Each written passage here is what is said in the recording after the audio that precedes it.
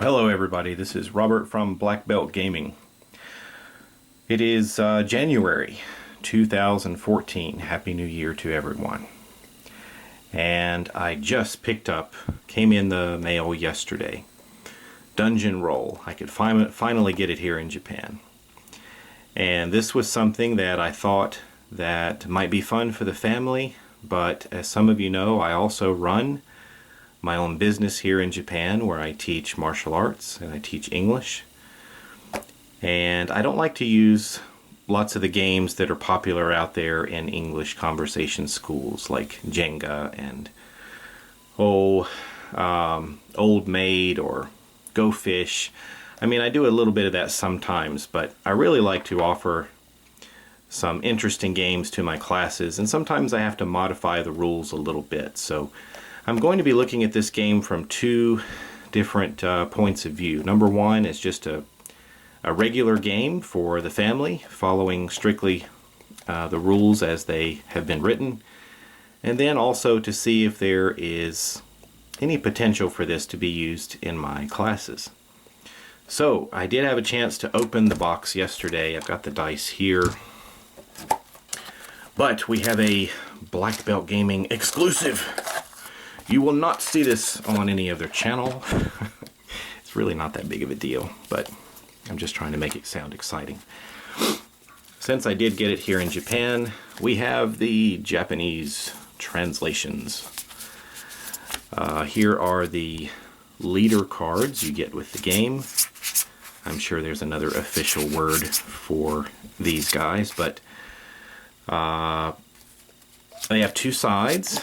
One is their basic side, like the knight, and then if you earn 5 experience points while adventuring in the dungeon, you can turn him over, level him up, and he'll have maybe 1 or 2 more special powers or some sort of modification to his power to make it stronger. And it also comes with these reference cards that explain the tokens, the treasure tokens, which can be found here in the box underneath this piece of cardboard, these treasure tokens.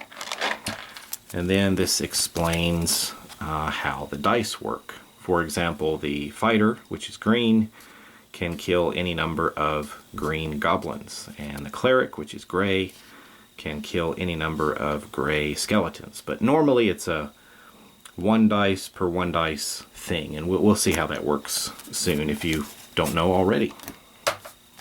But I won't go a lot into the Japanese part, but just for any of you who wonder how some of these games get distributed and localized here, these cards are explaining the powers on the different leader cards. For example, what were we looking at? Dragon Slayer.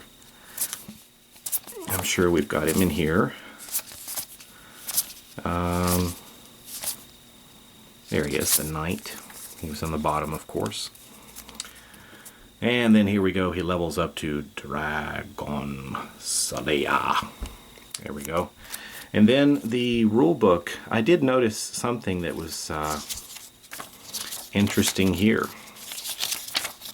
As it's translating and talking about this, and you get to this page, I thought the graphic was different. And it is. Look. From my home country, America, a check mark is a good thing. And of course this one is the no-no. But I learned since living in Japan that sometimes a check mark when grading papers in Japan is considered a bad mark. It's like you got the thing wrong. And they prefer to use a circle for things that are correct. So it's interesting how that was modified there. The graphic was actually changed. So, a little point of interest there.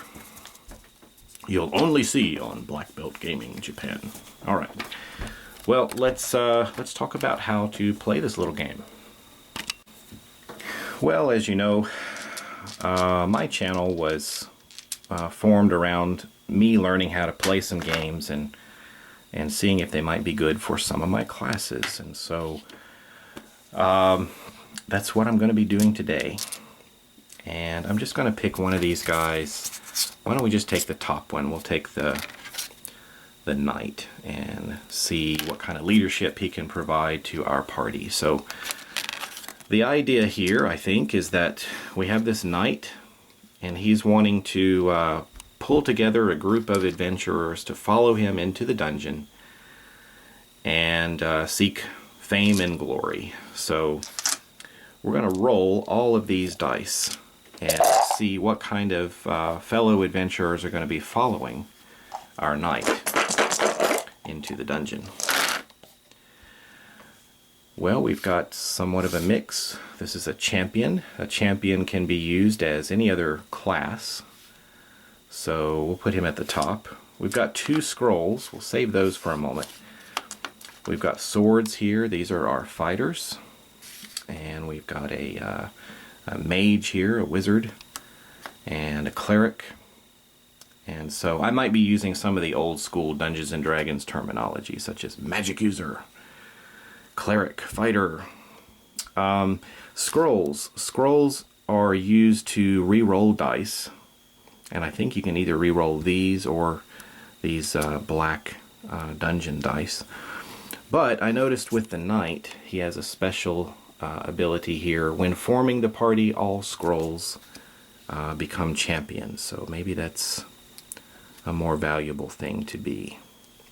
I just managed to play this game a little bit, like one time, with my wife last night, just trying to have a quick game and see how the rules work. I'm sure we made some mistakes, but anyway, we'll try again here and see if we can show you a little bit about how this plays. And for those of you that know this game, and you see any errors, please let me know. My objective here is trying to learn how to play this and evaluate whether I can use this in my school. So we're heading into level 1, and I've put 1 dungeon die down here. Let's see what our party encounters. Well, we're sneaking into the dungeon, and right here we come across, on the first level, a suspicious potion. So our brave leader, the knight, says, leave it alone. So we'll just ignore that, and we'll move on to the second level.